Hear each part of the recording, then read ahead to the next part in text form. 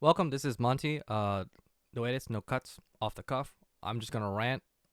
Today's rant, I'm gonna be focusing on how people are just saying that they're gonna buy GameStop at $16. Like, here's my drawing of what I think they look like. Right? That's what they look like to me. They are just absolute clowns, professional clowns. I swear to God. Ever since I engage in more communities online, I'm just because I'm usually just sticking to my lane. I don't care what happens on the market, what people are saying. 9 out of 10 times, I'm just doing what I'm doing, right?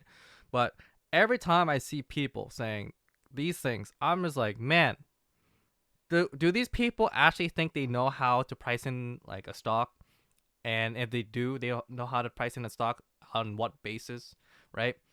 That tells me that you are either a trader that thinks that knows what they're talking about, a value investor that has looked at the balance sheet and calculated like what is the intrinsic value of the company using a discounted some kind of analysis like either PE, revenues, and whatever calculation you're doing, or you're just a complete clown and paid like actor who are just trying to spread this weird information of like, yo, this company is $16 at your imagination, right?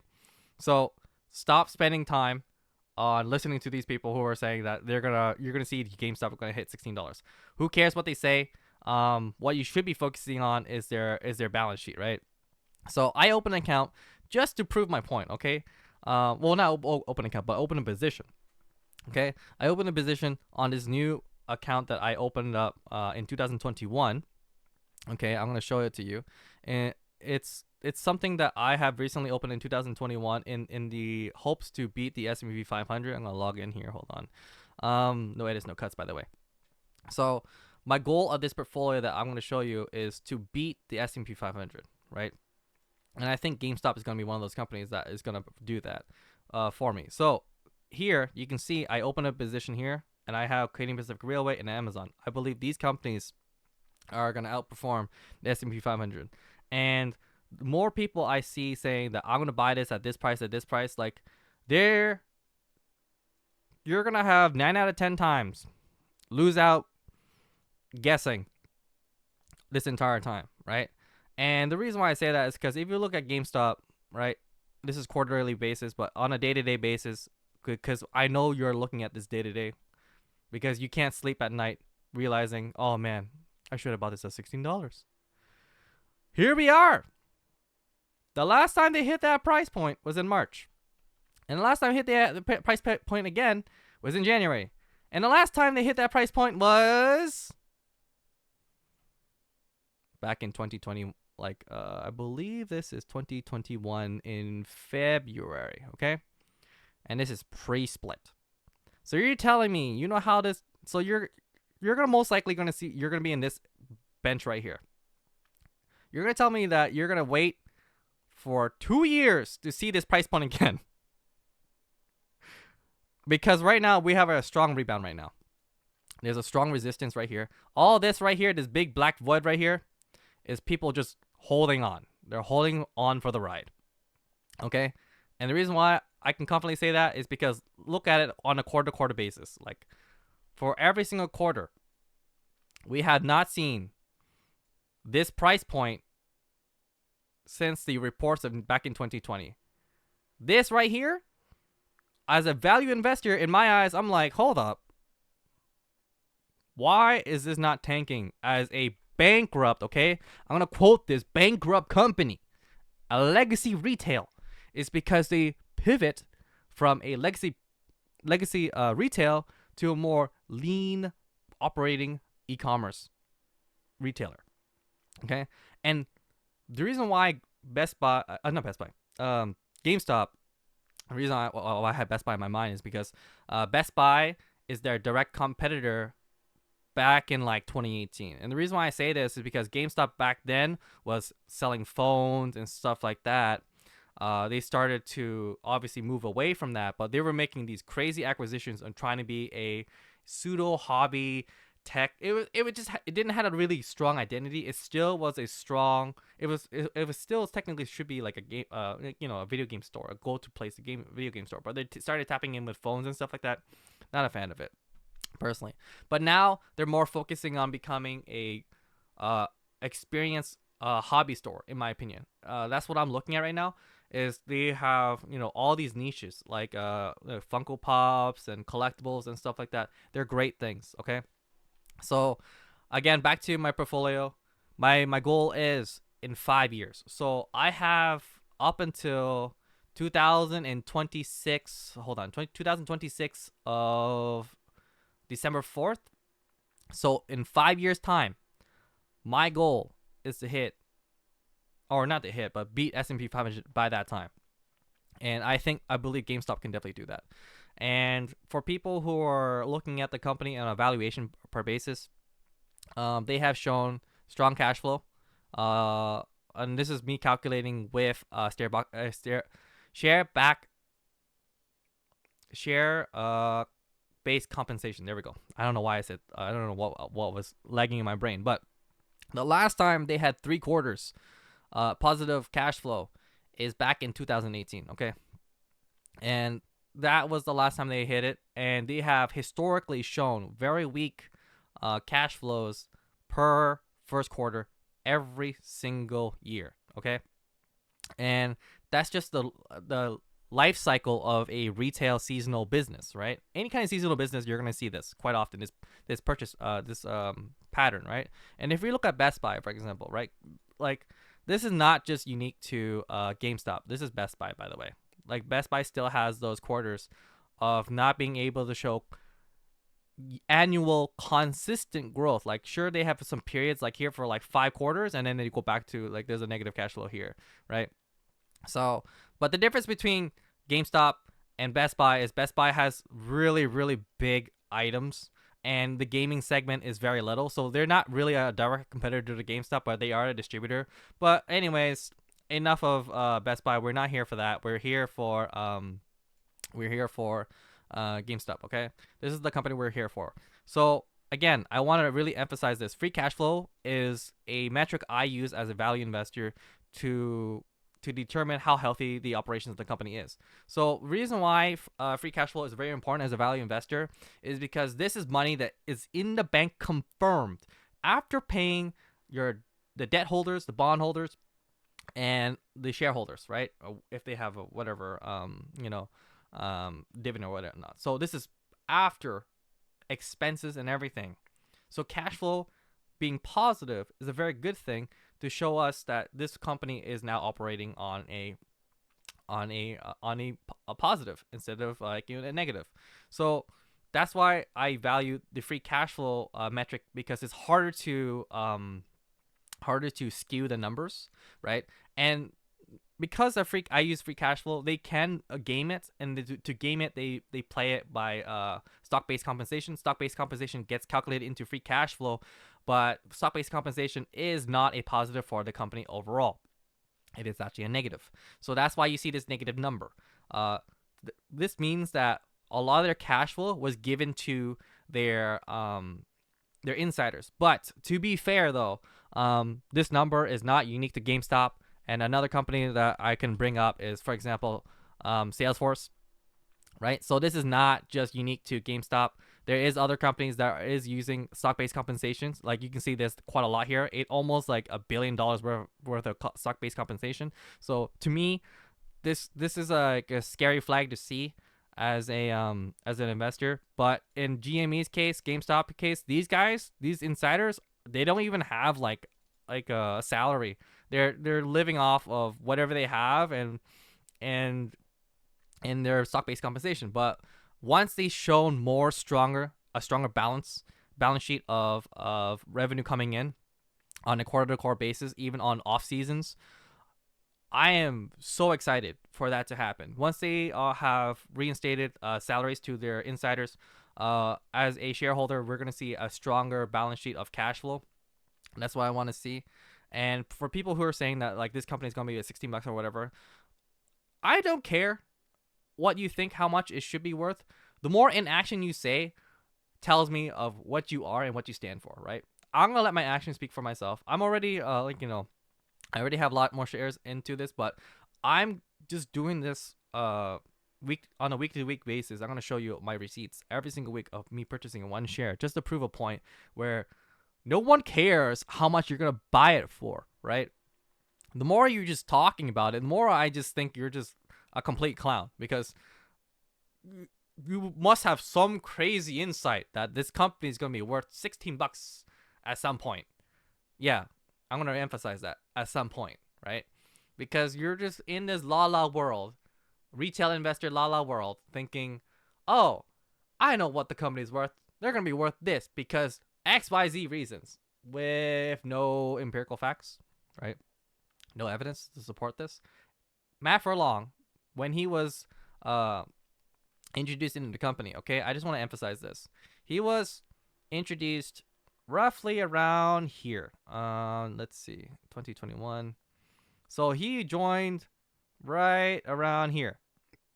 So this is May 1st. This is the first quarter report. And to be fair, he wasn't really in it by then. He was in like April, so he was like in mid of the quarter. And since then, he had a focus on operating the company on making sure it became more lean. So obviously, the more time has passed, they were more focusing on restructuring. There's a lot of restructuring in the company, hence why there's a negative cash flow throughout the whole entire year that he's been into it. But like after 5 quarters, they have now shown positive cash flow. They had a very strong emphasis on focusing on restructuring, becoming a more lean, mean machine, and now they're focusing on becoming a more e-commerce and go-to destination for collectibles and in-game experience. And the thing is, I think that I'm gonna do a GME breakdown in the future. But narratively speaking, this is like a best-in-class, specialized game specialty store / hobbies. Because the reason why like this is such a strong market right now is because there's a lot of people who are just getting into gaming, and you're just constantly consuming all kinds of things like hobby stuff. Like I don't understand the whole Funko Pop thing, maybe because I'm old.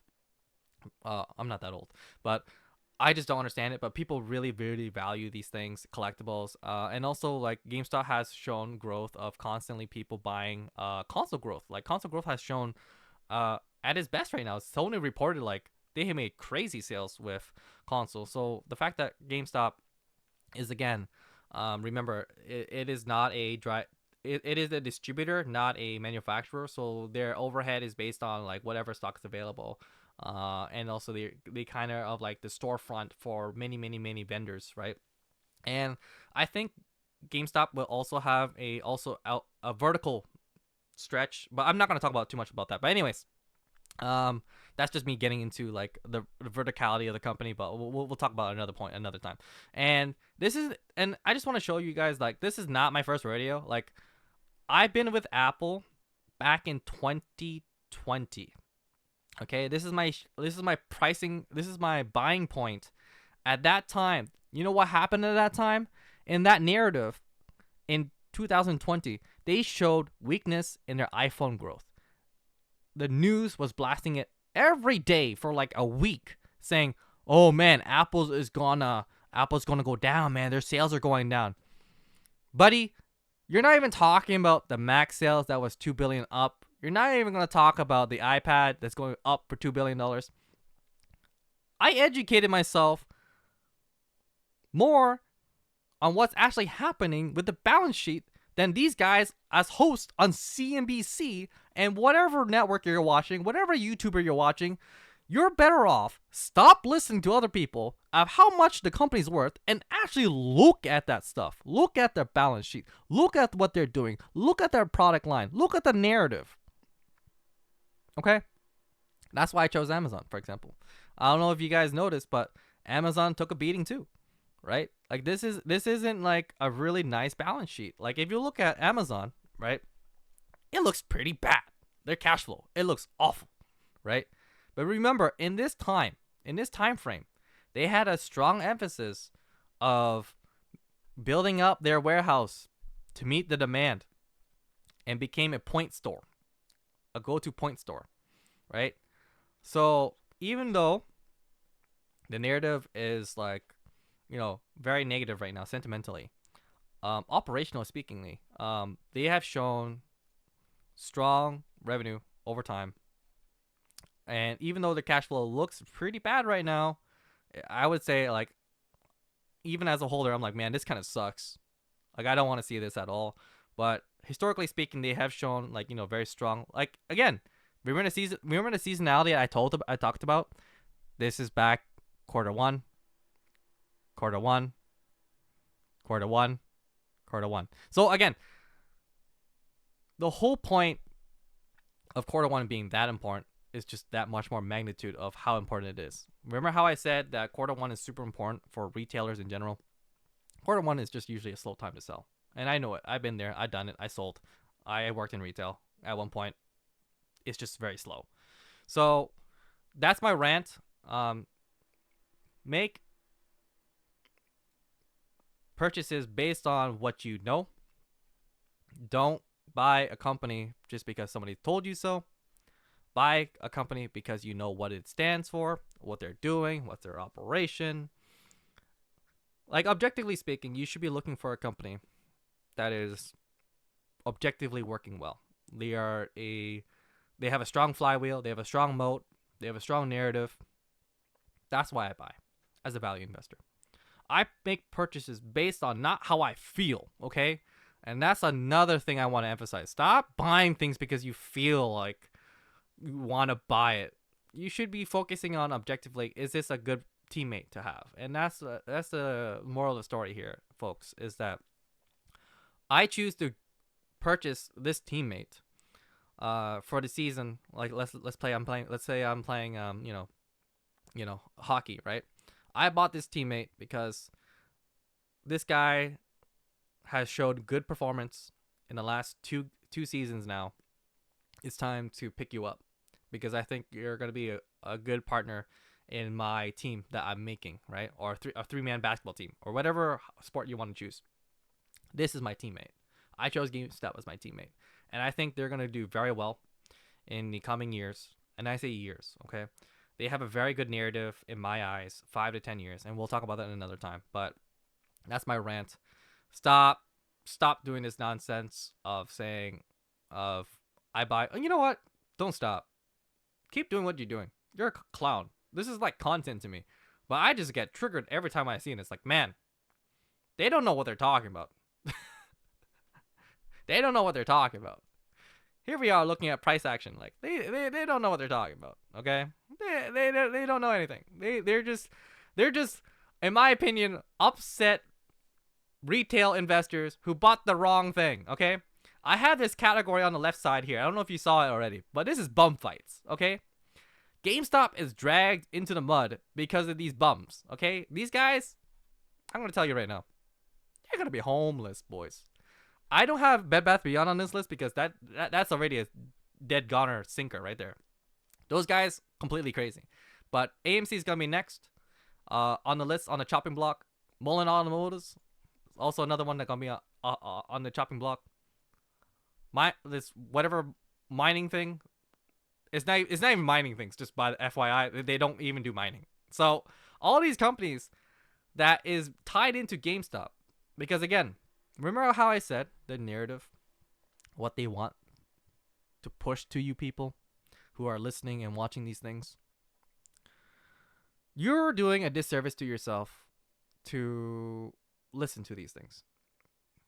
Objectively look at the narrative, look at the balance sheets, look what's actually happening versus what people are saying because you don't go outside.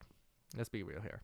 You're spending there on your time looking at Reddit, looking at YouTube, looking at Twitter, looking ways to have people to validate your beliefs. I don't need someone else to validate my belief. I know what I'm getting myself into because I sat here and read and read and read and read, whatever you want to say. I read a lot. I sit here a lot. I just consume through action, okay? There's a lot of things that you can do in the meantime while you're waiting for your tendies, while you're waiting for your next day to work, okay? I work. I keep working, and I keep studying. I keep grinding. I keep buying. I keep going into it, right? Because I know that in the long term, all this grinding I'm doing, any overtime I have, it's gonna be beneficial for me. Because by the end of the day, my action speaks more than what I'm gonna say, right? My portfolio is a great example of that. This when I purchased Apple, right? I'll share my major portfolio another time. There's just a lot of some sensitive information I can't share, but I just want to really emphasize this. Not this slide. Remember, no edits, no cuts, off the cuff. Remember, I bought Apple when there's a narrative saying that this company is failing. That was the narrative. That was the push. And you know what I did? I ignored it because I think people need to really understand this. Stop listening to people. Well, I wouldn't say stop. Let me rephrase that. Listen to people with a grain of salt. Line it up with your noggin. Use your critical thinking that you are not using clearly, and evaluate to what it means to you. Because to me, GameStop is going to be without a doubt the biggest game changer in my portfolio. It's going to mean a whole lot more meaningful to me than most people. Because whenever I look at Apple, I look at GameStop. It has the same narrative. It took 2 years to go 100% on my gains, on my Apple. 2. So this is not my first rodeo. I've been here before. So seeing this ride until 2026 and see if my portfolio beats the S&P 500 with my 3 stocks, it's pretty exciting, if you ask me, right? And I think that's my rant for the day. So again, study, get off YouTube, get off Reddit, go read things, eat less crayons, or eat more crayons. I don't care. But do yourself a service and really, really study and know what you're talking about and make a decision on your own. That's really important to me. That's what I want to share. Really, really, really, really focus on what it means to you. Stop thinking what it means to others, because a shared, borrowed meaning is meaningless if it's not yours. Okay? Power to the players.